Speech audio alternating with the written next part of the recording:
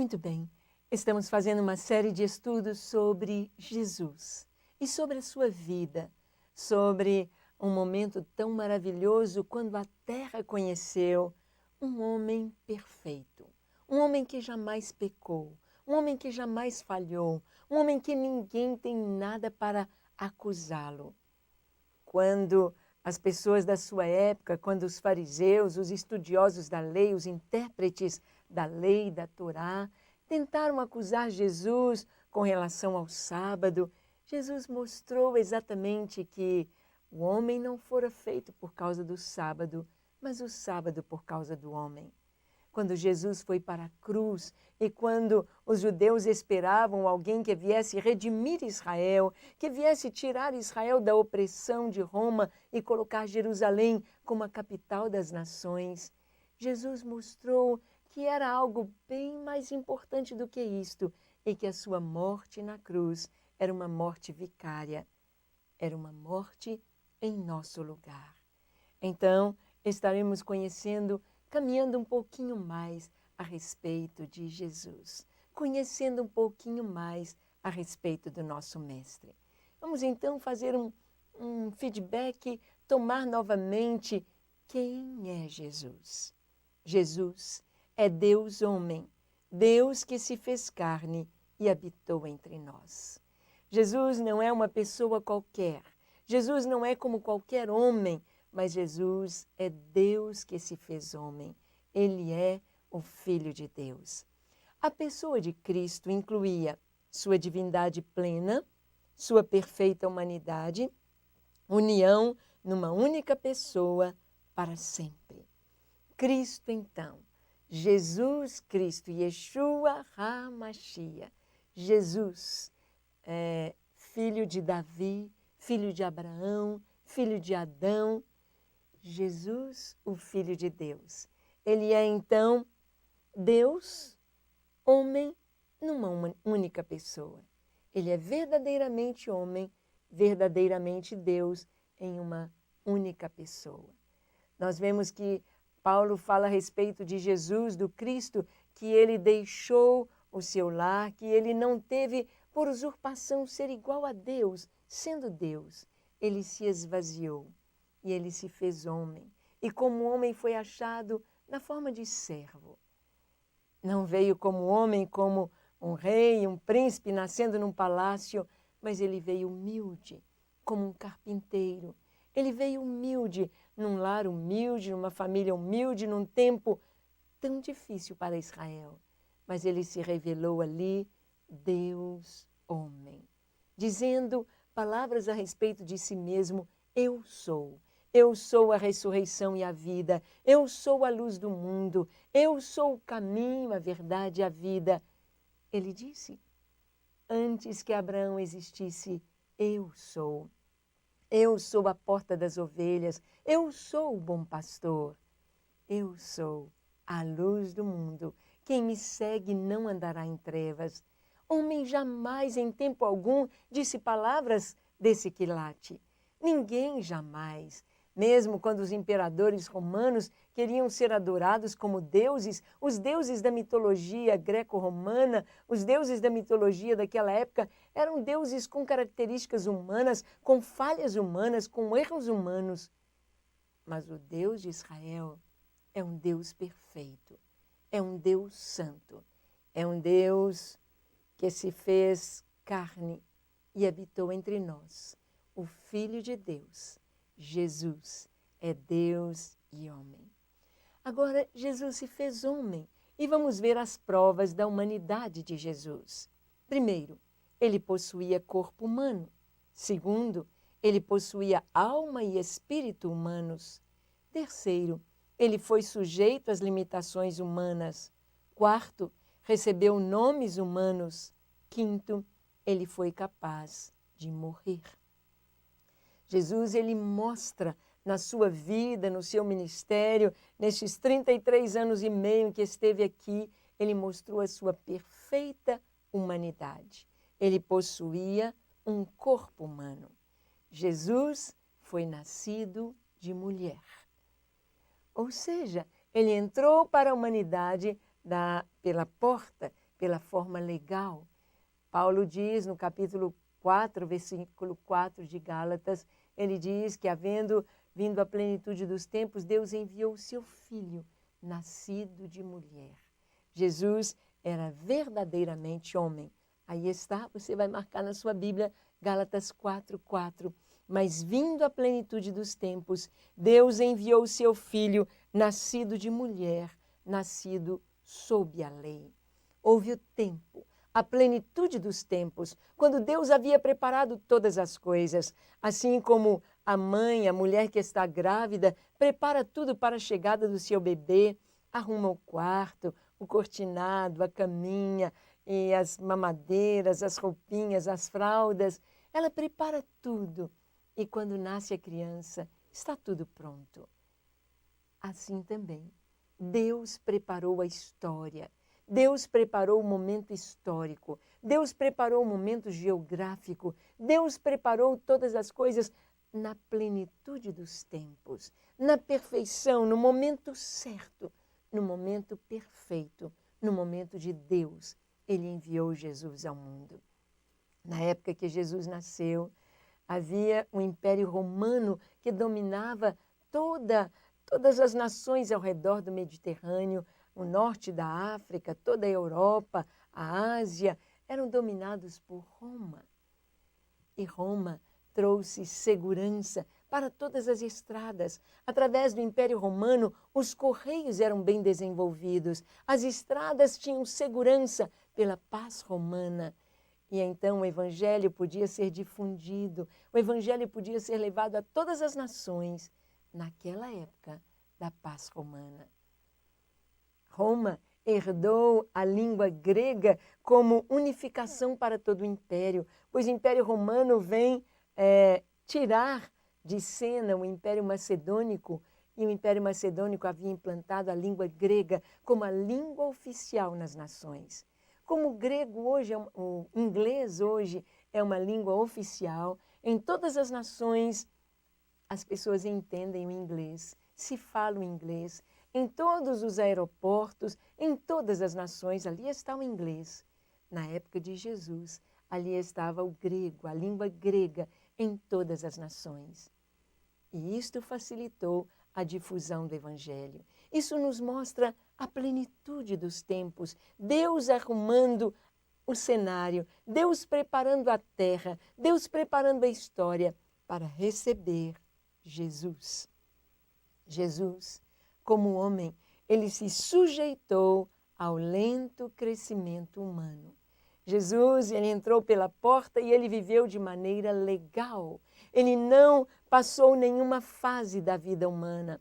Ele passou pelo o ovo ou zigoto, Jesus passou pelo embrião, pelo feto, Jesus passou pela fase de bebê, de menino, de junior, de adolescente, de jovem, de adulto. Jesus passou por todas as fases. Ele foi, nesta sequência, como homem, verdadeiramente homem, esse crescimento humano lento, que é o crescimento e o amadurecimento humano. Em Lucas 2,52 está escrito: e crescia Jesus em sabedoria e em estatura e em graça para com Deus e os homens. Aí nós vemos as 4 áreas básicas da vida em que Jesus se desenvolveu. Ele cresceu em estatura, ele cresceu. Normalmente, como uma criança, como os meninos judeus da sua época, ele cresceu, ele brincou, ele trabalhou, ele aprendeu a falar, a andar, a comer, a exercer os dons. Ele crescia em estatura, ele crescia em sabedoria, intelectualmente, aprendeu a ler, a escrever, o que se podia dar a uma criança judia na época de Jesus, ele recebeu. Ele crescia em sabedoria e crescia em graça diante de Deus, ou seja, na área espiritual. Seu relacionamento com o Pai, aos 12 anos, ele disse a Maria e a José: vocês não sabiam que eu devia estar tratando dos negócios de meu Pai? Jesus, ele cresceu espiritualmente, ele conhecia a palavra, ele cita a palavra, ele decorou textos das Escrituras como os meninos judeus, como o bom judeu, conhecia textos das Escrituras e cria nas Escrituras. E Jesus crescia em graça diante dos homens. Ou seja, ele era um menino, um jovem, um adulto com uma perfeita vida social, encaixado na sociedade. Jesus não foi um eremita, um ermitão, uma pessoa que viveu no deserto, nas cavernas, mas ele estava misturado com a comunidade. Jesus ali estava trabalhando com a comunidade. Jesus estava crescendo em todas as áreas básicas da vida. Jesus foi visto pelos homens e tocado por eles. Jesus não se absteve de ficar distante das pessoas, de ficar numa posição etérea, não me toquem, não falem comigo, eu sou mais do que vocês. Apesar de ser Deus, Deus homem, ali estava disponível. Ali estava Jesus para conversar com quem quer que fosse. Com cegos à beira do caminho, que lhe clamavam misericórdia, filho de Davi, tem compaixão de mim. E ele dizia, tragam este homem até mim. Leprosos que se prostravam, se tu quiseres, podes purificar-me. E ele tocava nos leprosos. Pessoas que, como aquela mulher com fluxo de sangue, diziam, se eu apenas tocar em suas vestes, no seu tzitzi, na orla, nas franjas das suas vestes, se eu tocar, ficarei curada. Jesus se deixou ser tocado, mas um toque que haveria de dizer quem era Jesus. Um toque que haveria de fluir daquele toque a virtude do Senhor, o poder do Senhor para quem quer que o tocasse. Jesus foi visto e Jesus foi tocado. Jesus teve uma vida como homem, embora fosse Deus. Em 1 João, capítulo 1, verso 1, está escrito, o que era desde o princípio, o que ouvimos, o que vimos com os nossos olhos, o que temos contemplado, e as nossas mãos tocaram da palavra da vida. João está dando testemunho daquilo que ele viu, daquilo que ele ouviu, daquilo que ele tocou.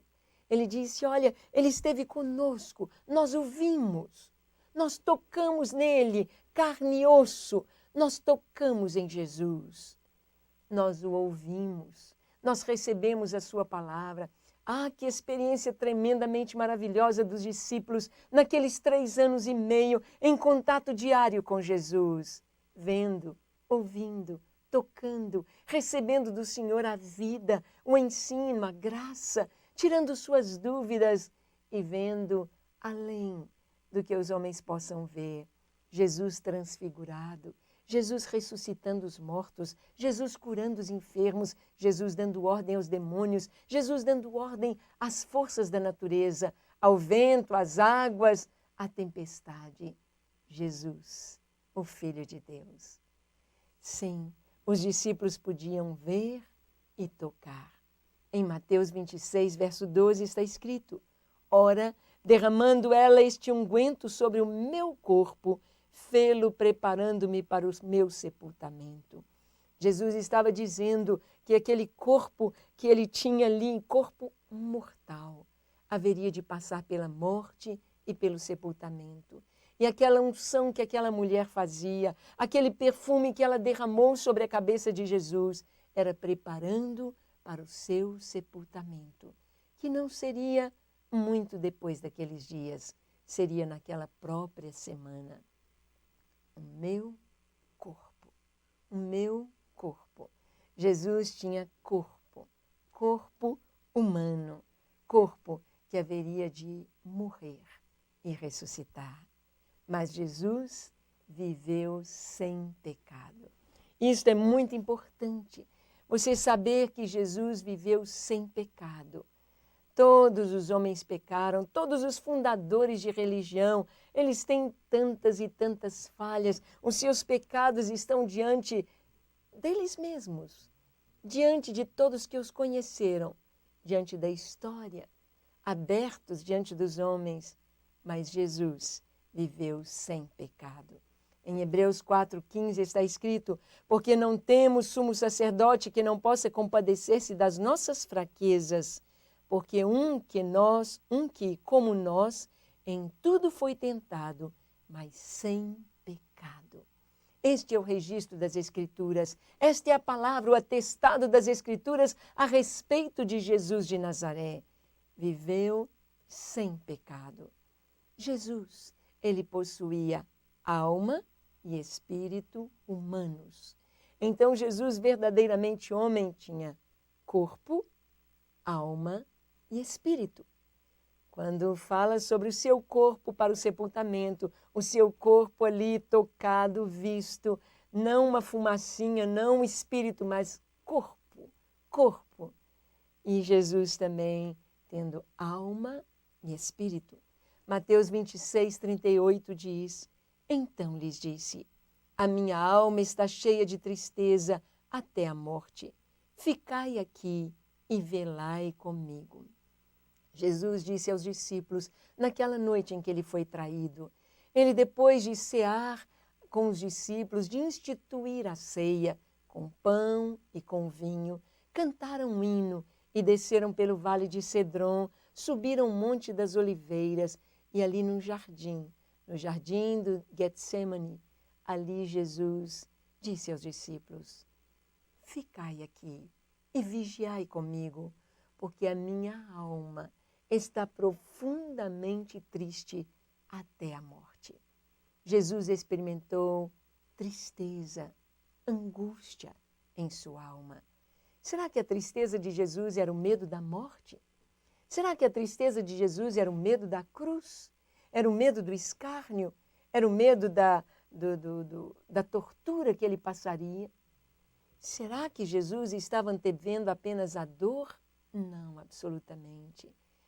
Muitos dos seus discípulos, quase todos, exceto João, todos foram martirizados. É claro que Judas, ele traiu Jesus e ele saiu da lista dos 12, ele se suicidou, mas outro foi colocado em seu lugar, Matias, e os discípulos todos experimentaram o martírio. E muitos experimentaram também a morte de cruz. Mas nenhum deles orou, a minha alma está profundamente triste até a morte diante da cruz. Por que Jesus orou assim? Porque Jesus sabia que ele estaria recebendo ali na cruz o pecado de toda a humanidade. Quando qualquer cristão é levado ao martírio, ele tem a paz em seu coração.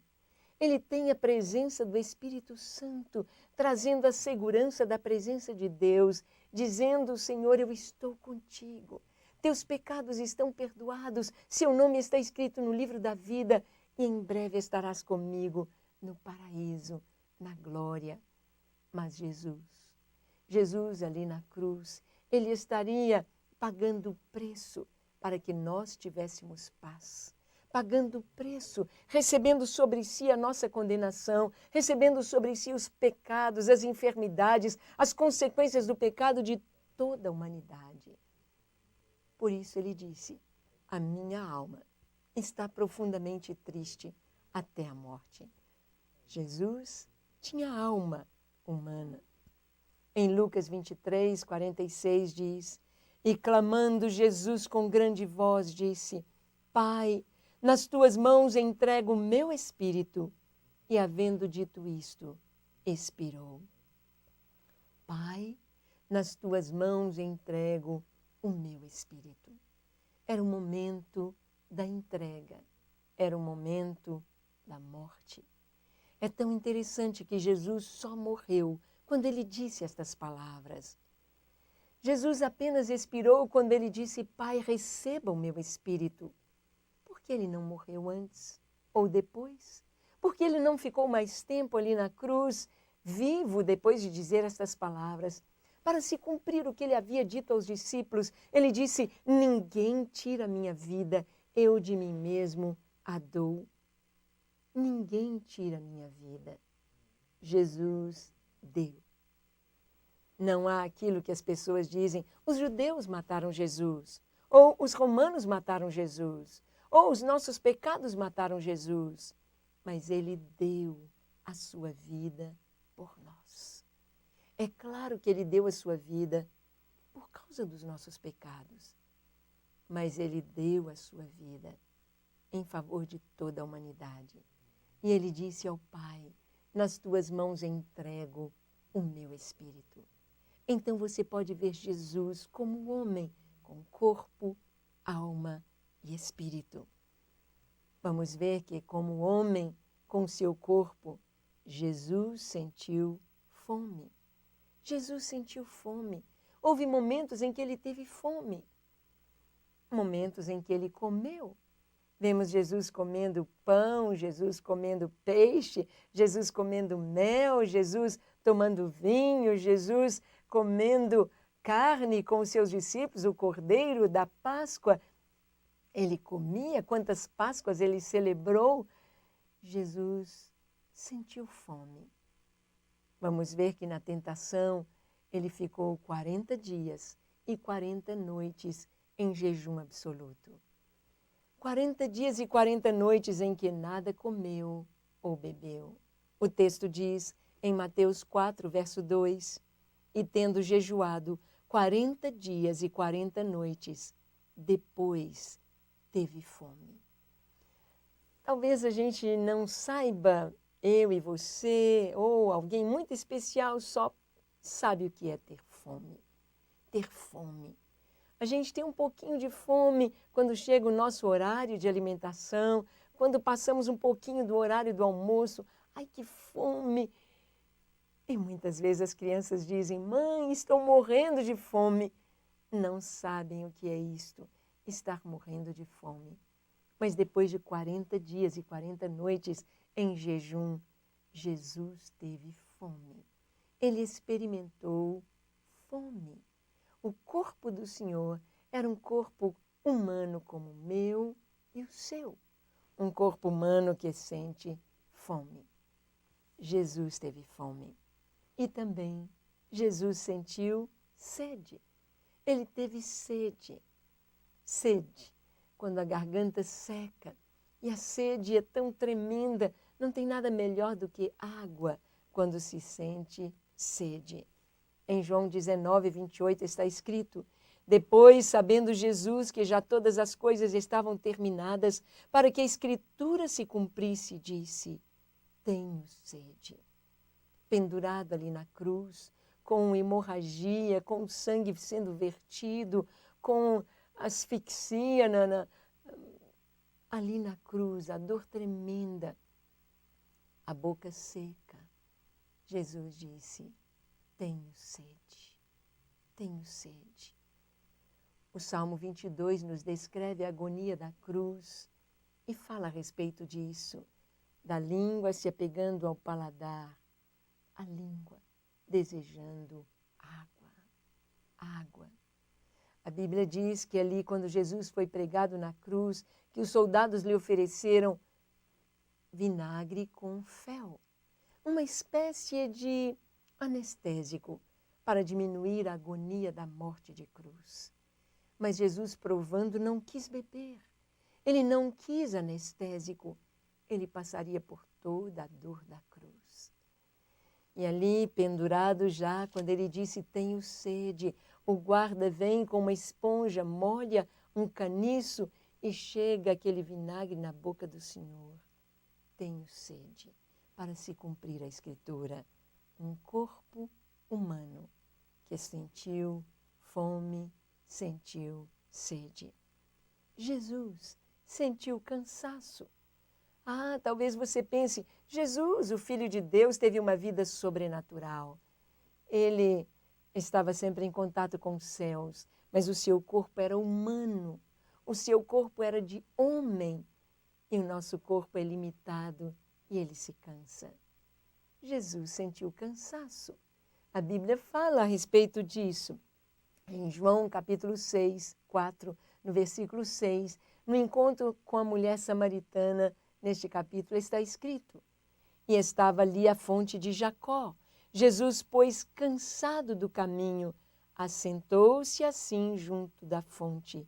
Era isto quase a hora sexta. Era quase meio-dia. E a Bíblia diz que Jesus estava cansado do caminho. Se você já foi a Israel, Você sabe que caminhar pela Judéia, caminhar ali perto de Sicar, caminhar vindo para Jerusalém, as estradas poeirentas, mais desérticas.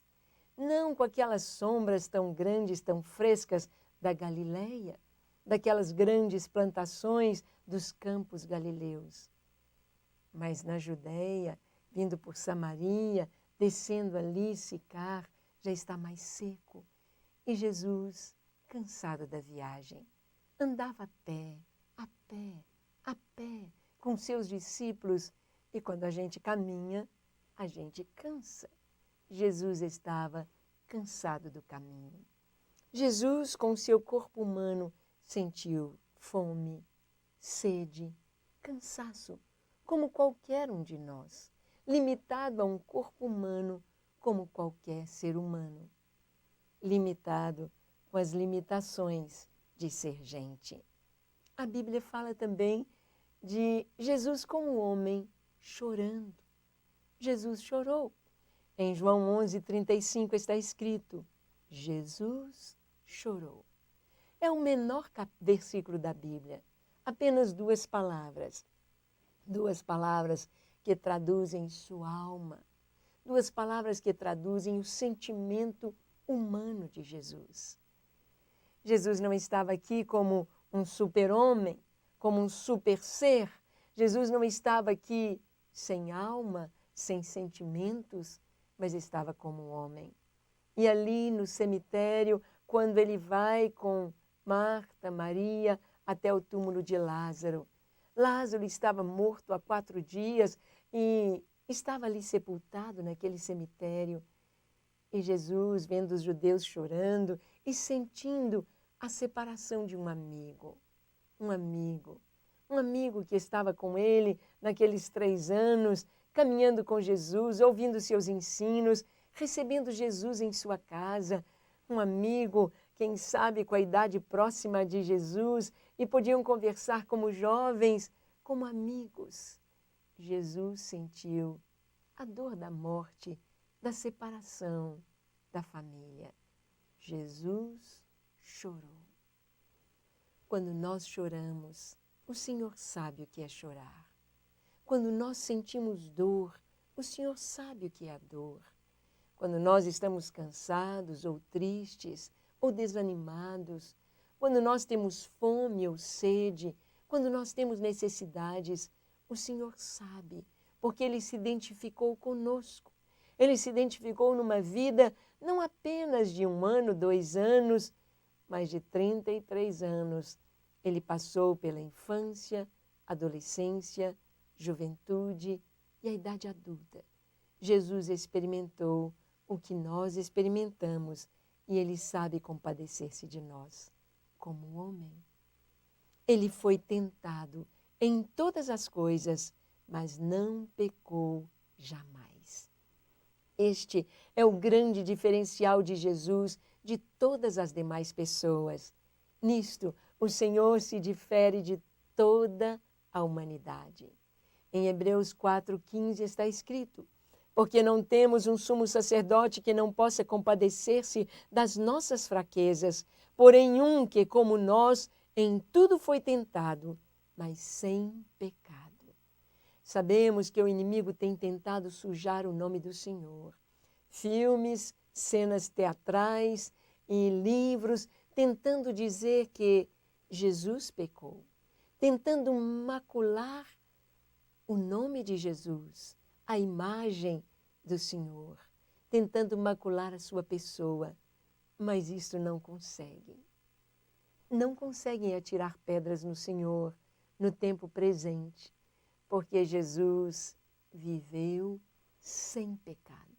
Isto atestado pelas testemunhas da sua época, quando o Sinédrio foi reunido, quando as pessoas buscaram acusadores para Jesus, eles tiveram de levantar falsas testemunhas, pessoas que vinham falando coisas que Jesus não fez para arrumar alguma coisa para acusá-lo, porque eles não tinham de que acusar. A sentença de Jesus à morte foi quando o sumo sacerdote obrigou Jesus a prestar juramento quando ele disse: conjuro-te perante o Deus vivo, porque Jesus se mantinha em silêncio diante de todas as acusações, como ovelha muda perante os seus tosqueadores. Ele não abriu a sua boca. E para que ele abrisse a sua boca, o juiz, ou seja, o sumo sacerdote, disse: conjuro-te perante o Deus vivo, eu te obrigo a falar. Tu és o Cristo, o Filho do Deus vivo. E Jesus respondeu: sim, tu disseste. E eu digo para vocês que vocês verão o Filho do Homem vindo nas nuvens com poder e grande glória. Então o sumo sacerdote rasgou as suas vestes e disse: blasfemou! O que vocês acham? Ele se fez a si mesmo Filho de Deus. Esta foi a condenação de Jesus. Este foi o processo aberto contra ele que o condenou à cruz. Nenhum pecado, nenhuma acusação, nada feria a moral do Senhor. Sem pecado. Jesus foi chamado o Filho do Homem. Filho do Homem porque ele se identificou com a humanidade. Filho do Homem porque verdadeiramente Jesus tinha corpo, alma e espírito humanos. Em Lucas 19, verso 10 está escrito: porque o Filho do Homem veio buscar e salvar o que se havia perdido. O Filho do Homem, um dos nomes de Jesus, um dos nomes dado ao Senhor, Filho do Homem. Filho do Homem significa aquele que faz parte integrante da humanidade, aquele que é um dos tais, é um ser humano, em toda a sua qualificação e limitação. Filho do Homem foi um dos nomes do Senhor Jesus. E ele recebeu um nome. Ele recebeu um nome de gente, de homem. O nome de Jesus. Um nome comum em sua época entre os judeus. Muitas pessoas, muitos homens se chamavam Jesus. Havia entre os seus discípulos um chamado Jesus, o Justo. E este nome era comum. Yeshua é um nome simplificado da mesma raiz de Josué. Yehoshua. Osheia é salvação. Yehoshua é Deus, Jeová. Yahvé é salvação. Yehoshua e Yeshua é o mesmo nome, significando Deus é salvação. Um nome comum nos dias de Jesus. Um nome que muitas crianças podiam ter. Um nome que muitos adolescentes possuíam. Um nome que muitos jovens tinham. Um nome que muitos adultos tinham. Jesus ou Yeshua. Um nome comum. Mas um nome que foi dado com este significado tão especial ali na concepção de Maria.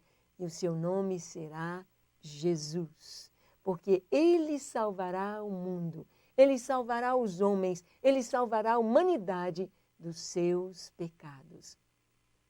Não existe outro caminho, não existe outro nome dado entre os homens pelo qual importa que sejamos salvos, diz Pedro em Atos 4:12. Ele diz, não existe. Você pode olhar todas as religiões do mundo, o budismo, o hinduísmo, o confucionismo, o islamismo, todas as religiões aceitas, o espiritismo, não existe um outro nome. Não existe uma solução para o pecado do homem. A solução é Jesus. Jesus, porque ele salvará os homens dos pecados deles. E os homens aqui incluem toda tribo, língua, raça, todas as nações da terra. A salvação não é apenas para Israel, a salvação não é apenas limitada a um período da história. A salvação é para todos sempre, para todos os homens que nascerem sobre a face da terra, desde Adão até o último homem que vier a nascer na terra, ou mulher. A salvação é Jesus. Este nome significa salvação de Deus. Mas o nome Jesus era um nome de homem. Mateus 1:21 está escrito, e dará à luz um filho, e chamarás o seu nome Jesus, porque ele salvará o seu povo dos seus pecados. Ele salvará. A partir do momento que eu e você recebemos Jesus como nosso Senhor e Salvador, nós passamos a fazer parte deste povo, o povo de Israel, o povo de Deus, o Israel de Deus, o povo salvo. E também diz a palavra, ele foi chamado filho de Davi, por ser da descendência de Davi. Ele era então um herdeiro legal do trono de Israel. Ele foi chamado filho de Davi. Aquele cego à beira do caminho clamou, Jesus, filho de Davi, tem compaixão de mim. Ao chamar Jesus de filho de Davi, não era simplesmente porque aquele cego estudou a genealogia de Jesus, perguntou sobre a genealogia de Jesus e sabia que ele era filho de Davi. Não. Não é porque alguém lhe disse, mas é porque ele cria que Jesus era o Messias. E o Messias é a raiz de Davi. Raiz de Davi não é que Jesus veio tantos anos depois de Davi, deveria ser um galho, deveria ser o fruto, deveria ser um renovo, mas ele era a raiz de Davi. A raiz é antes, a raiz vem primeiro, a raiz daquela semente é a primeira que entra ali no solo.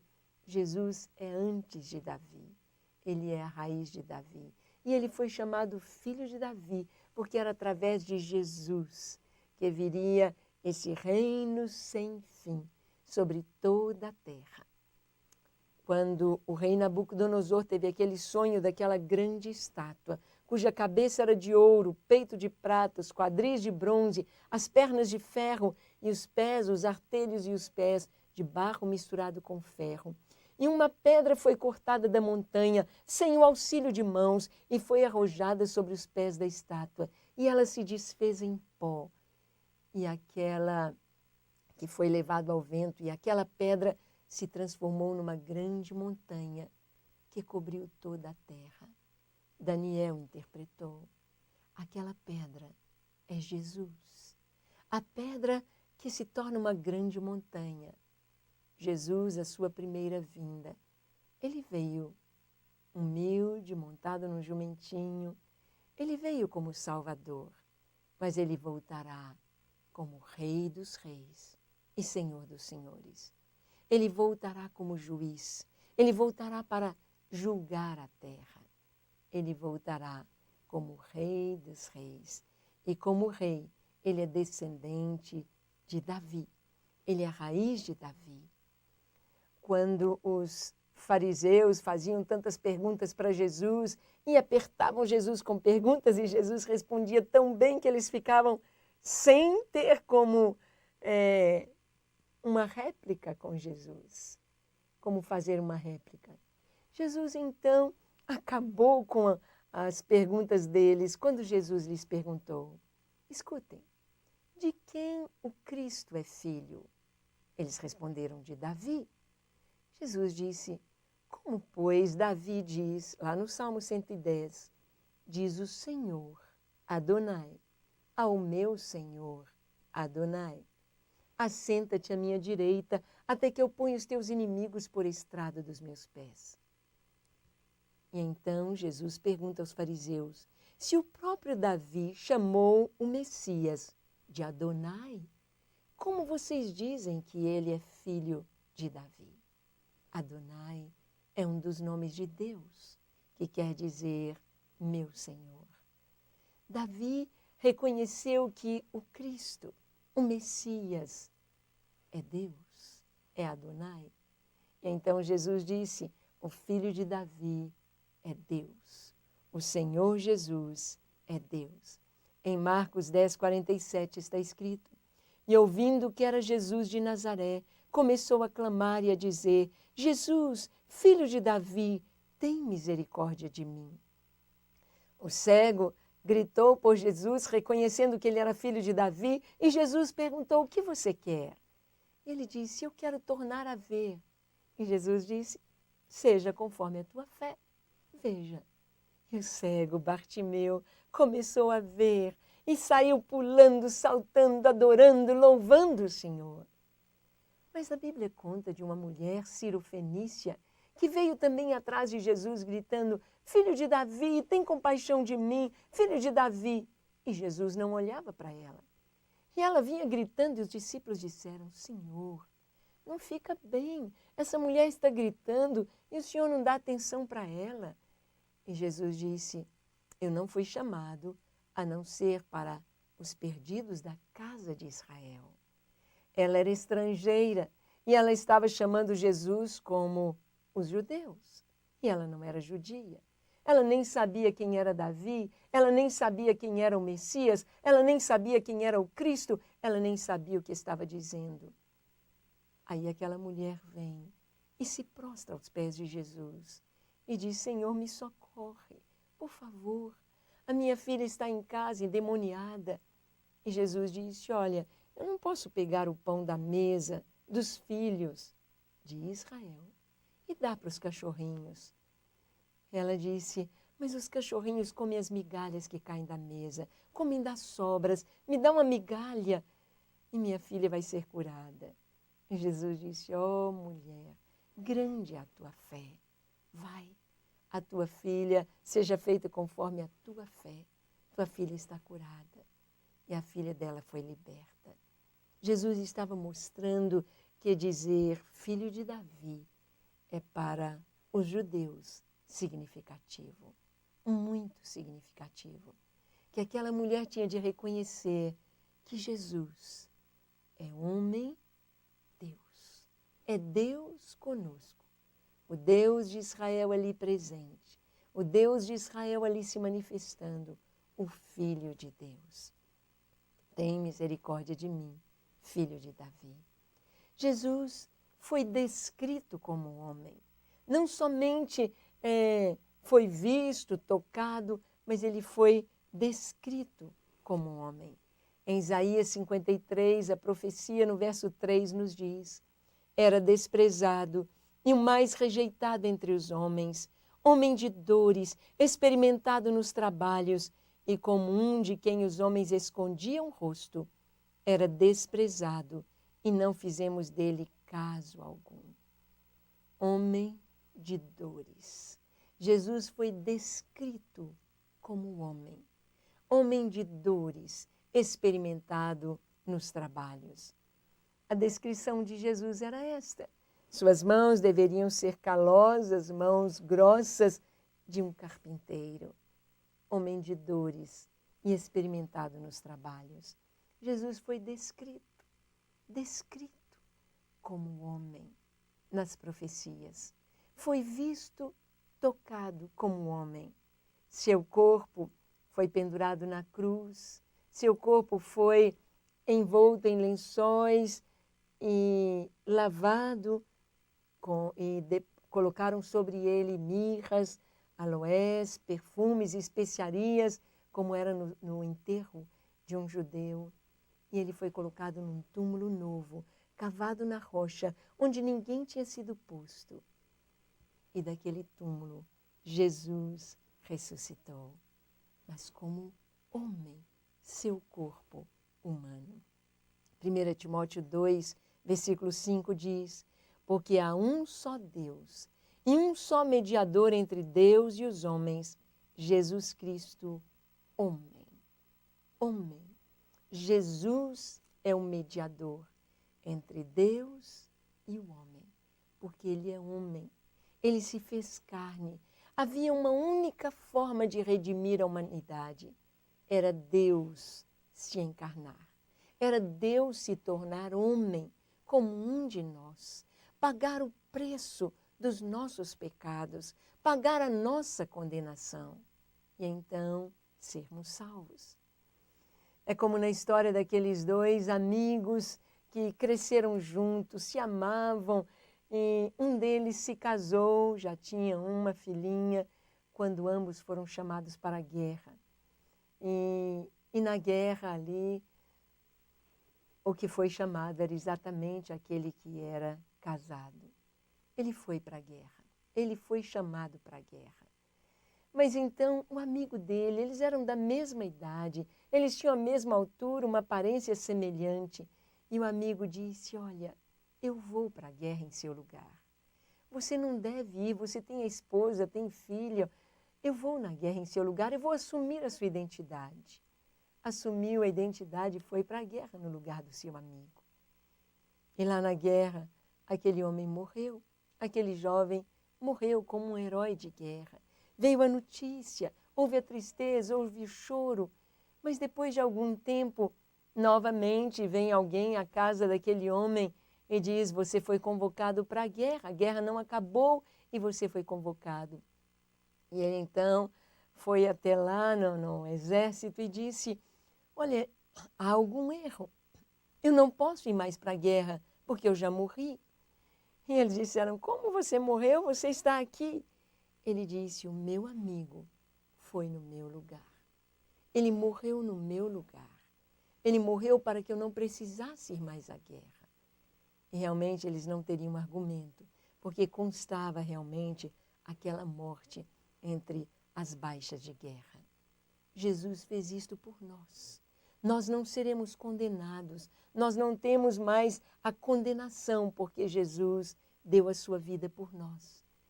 Porque Jesus pagou o preço.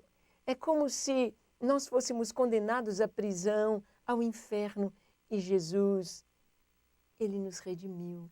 Ele pagou o preço da nossa condenação. E não somente Ele foi ao reino dos mortos, mas Ele arrancou das mãos do inimigo, de Satanás, as chaves da morte e do inferno. Ele nos redimiu. Ele nos trouxe vida eterna, vida abundante. Jesus, Ele se fez semelhança dos homens para pagar o preço da nossa condenação, para que eu e você tivéssemos uma nova vida, uma nova chance, um novo nome, para que pudéssemos ser cheios do Espírito Santo e ter uma história completamente nova.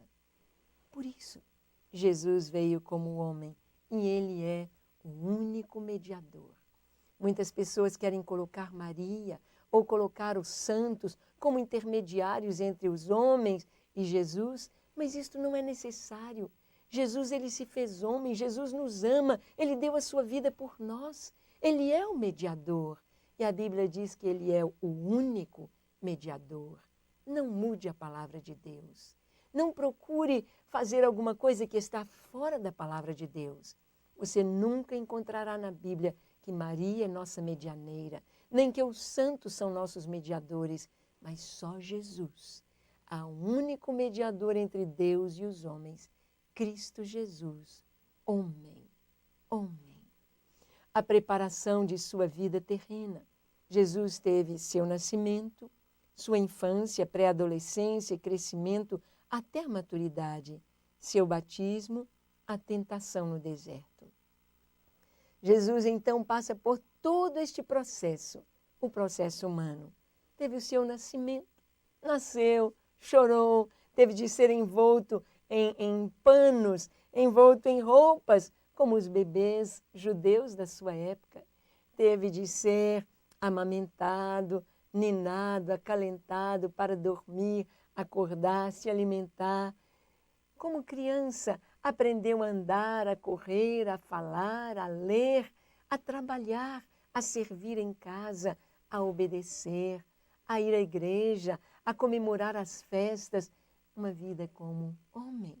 Seu nascimento, sua infância, seu crescimento até a maturidade e homem feito aos 30 anos. Ele vai começar o seu ministério. Começa com o batismo.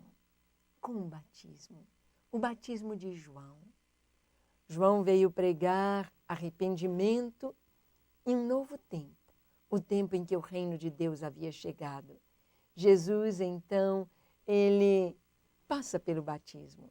Ele não precisava, mas João disse, olha, você vem a mim para ser batizado, eu que tenho de ir a você, eu que tenho de ser cheio do Espírito, eu que careço ser batizado por ti. Mas Jesus disse, deixa, para que se cumpra toda a justiça. que se cumpra toda a palavra, porque Jesus não apenas deixou-nos o exemplo, não apenas passou por aquilo, todas as coisas em nosso lugar, mas ele deixou para que nós seguíssemos o seu exemplo. Você já foi batizado? Você já entregou sua vida a Jesus? Já foi cheio do Espírito Santo? Ele passou pelo batismo.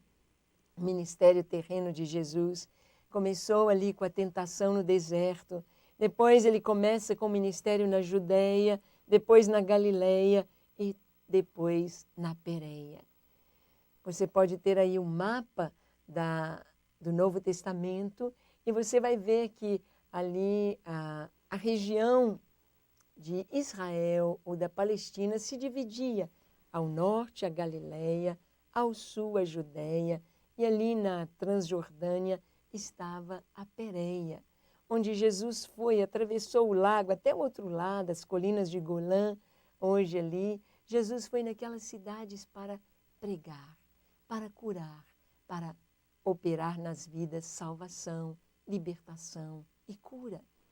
Jesus teve o seu ministério na Galileia, chamou pescadores para conhecerem o seu amor, conhecerem a vontade de Deus, conhecerem o seu perdão, conhecerem os seus ensinos. Jesus pregou na Judéia, ele ia ali ao templo, ele comemorava a Páscoa, tabernáculos, as festas todas dos judeus, Páscoa, ali em Jerusalém. Na Judéia, na Galileia, na Pérea, Jesus ministrou cura, amor, poder. Sua paixão e morte em Jerusalém. Primeiro, os acontecimentos de sua última semana em Jerusalém. Segundo, a traição e prisão no Getsêmani. Terceiro, seu julgamento perante o sacerdote Anás. A paixão de Jesus. Paixão, os passos de Jesus até a cruz. Isto é a paixão, os passos do Senhor. Os últimos acontecimentos ali naquela semana, quando Jesus vem montado no jumentinho, quando todos aclamam, bendito que vem em nome do Senhor, hosana, hosana. E em seguida, quando Jesus ali, ele é traído, ele vai comer a Páscoa com os discípulos, ele institui a ceia e naquela noite ele foi traído. Traído por Judas, vendido por 30 moedas de prata para cumprir-se a Escritura. Jesus vai para o Getsêmani e ali a sua alma está agonizando, ali ele está em profunda tristeza. E Jesus ali se entrega totalmente à vontade do Pai. Mas ali ele foi preso. Ele disse aos discípulos, fiquem comigo, vigiem. Mas eles não oraram, não ficaram com Jesus, nem uma hora.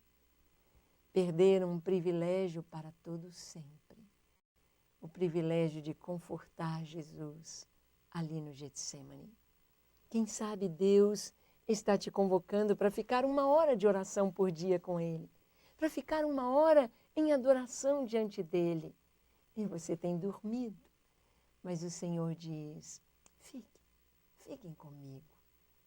Pedro, Tiago e João perderam um privilégio, que nós podemos ter este privilégio hoje de preparar a vinda do Senhor em oração e adoração. O julgamento de Jesus, ele foi preso, levado para a casa de Anás, julgado por Anás e Caifás. 4, seu julgamento perante Caifás, seu julgamento perante Pilatos, seu julgamento perante Herodes. Jesus foi levado aqui e ali, desde Caifás, eles queriam a morte de Jesus, o mandaram para os judeus, os romanos. Pilatos o manda para Herodes, Herodes o manda de volta. Novamente, ele vem para Pilatos, para receber a sentença. Pilatos lava suas mãos, porque ele diz, não vejo nele crime algum, mas o entrega para ser crucificado. Sua condenação à crucificação, sua morte vicária, seu sepultamento e sua ressurreição. A vida de Jesus, a sua obra ali na cruz, inclui todos estes passos. Mas Jesus morreu e ressuscitou. Ressuscitou para nos trazer vida, e vida com abundância. Finalmente, quero que você guarde esse verso tão tremendo de João 3,16, que diz: porque Deus amou o mundo de tal maneira que deu o seu Filho unigênito para que todo aquele que nele crê não pereça, mas tenha a vida eterna. Por isso Jesus veio, porque Deus amou a mim e a você, para nos dar o que nós jamais poderíamos ter por nós mesmos, a vida eterna. Que você tenha a vida eterna e desfrute da comunhão com o Senhor, para a sua glória. Amém.